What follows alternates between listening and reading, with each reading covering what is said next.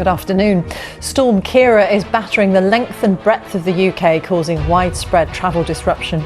Winds of up to 90 miles per hour are predicted to hit some areas, with one severe warning meaning a danger to life in place near Pateley Bridge in North Yorkshire.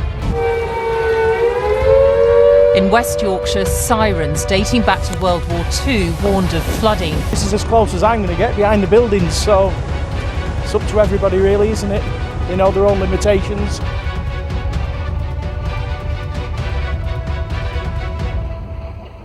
It's not really cycling weather, is it?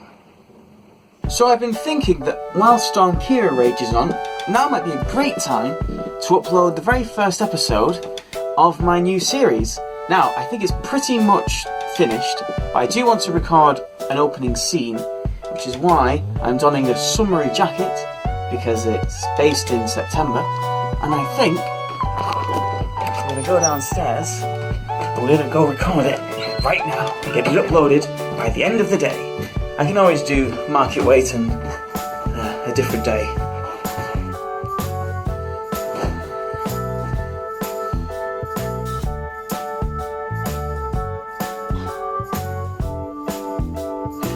Hi, I'm Stuart Morris. I'm cycling to every large town near me in order of ascending distance and rating them, with the end goal of reaching Flamborough. This is your review.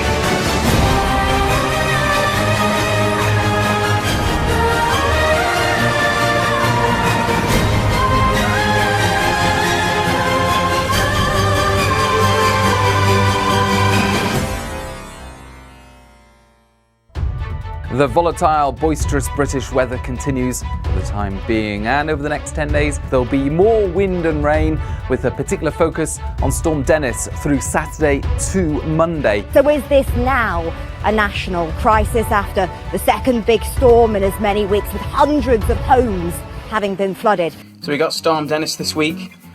Looking back on it, I probably could have cycled last week. I'm not going to be spooked off 2 weekends in a row. This is York Review. Market Weighton is a small town in East Yorkshire and lies just off the A1079. This means that it is the second York Review town on the road to Hull, just after Pocklington and before Beverley.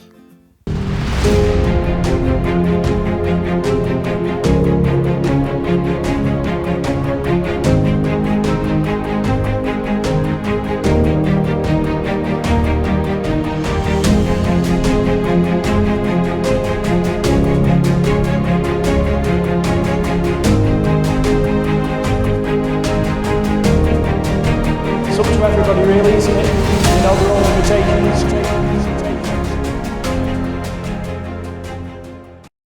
We're in a bit of a dire shape at the moment.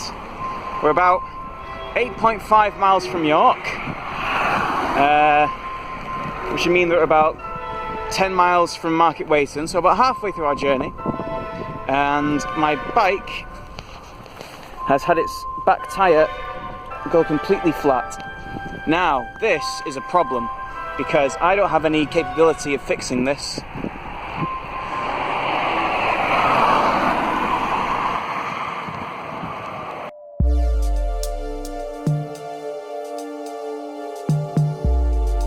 Perhaps miraculously, there is a Shell garage just over there. I don't know if you can see it on the camera.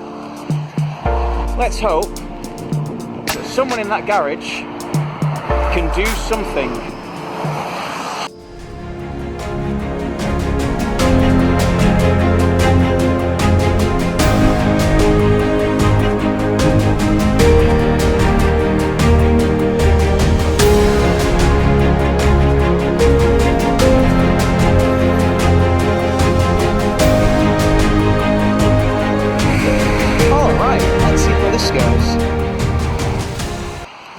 Okay, it's become quite clear that I don't have all the tools I need to actually fix this.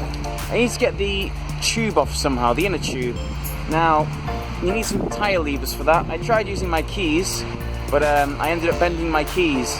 So, I'm gonna have to go back to the garage and see if they have anything that can help us here. Okay, so the current plan is an hour's walk into Pocklington, visit a cycling shop there, and buy some tyre levers, fix the bike, and cycle home.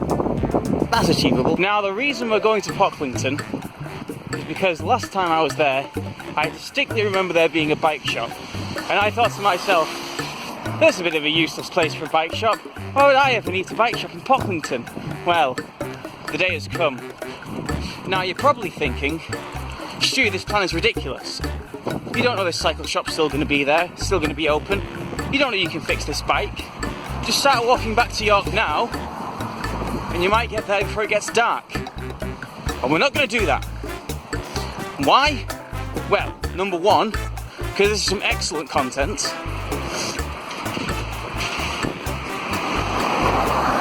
I don't remember this area looking so grim, but here we are. The next part of my plan will unfold. It shuts at 1:30, and it's now 1:47, so I've just missed it. This isn't good. So we got the inner tube off thanks to some very kind people at a hardware store who gave me a screwdriver. I'll get that back to them at some point. And we found the puncture. I don't know if it's going to come out on here, but it's, well, I did have it. It's around here somewhere. There it is. And my thumb is here. This little point there is the source of all of our problems. Patch up the inner tube as best I can, but the back tyre keeps deflating. But it does give me enough time to ride a decent distance before it becomes unusable again. So, my goal, my plan, is to cycle along, then stop, re-pump up the back tyre, cycle a bit further. I think I'll have to make about 6 of these stops, but it should be doable. Britain is hit by yet another winter storm. Storm Jorge is going to bring a lot of unsettled weather. Heavy rain first in areas we really don't need it. Of course, that could exacerbate problems. Then we'll see very strong winds later on. 3 attempts, 3 storms, but this time I will make it to Market Weighton.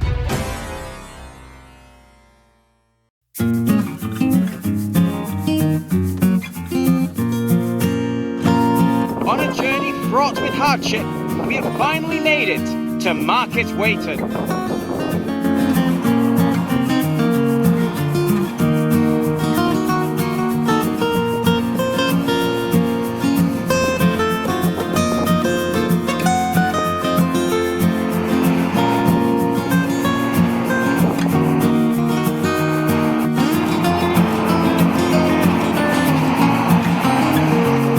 The service here is brilliant. I asked for the menu and they gave me this board. Pretty cool.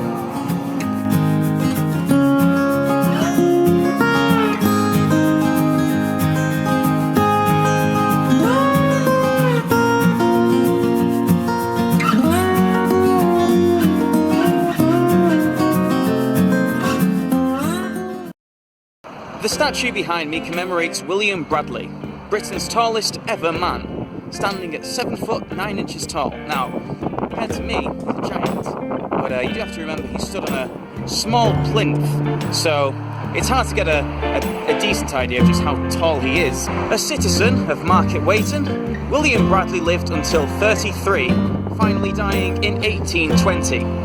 Each year, the town of Market Weighton celebrates his life on William Bradley Day.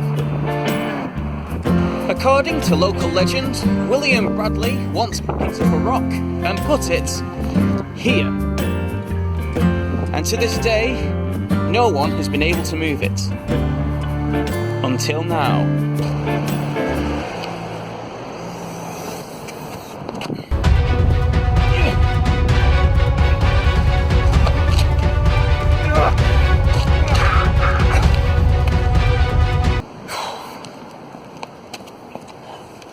Okay, maybe not.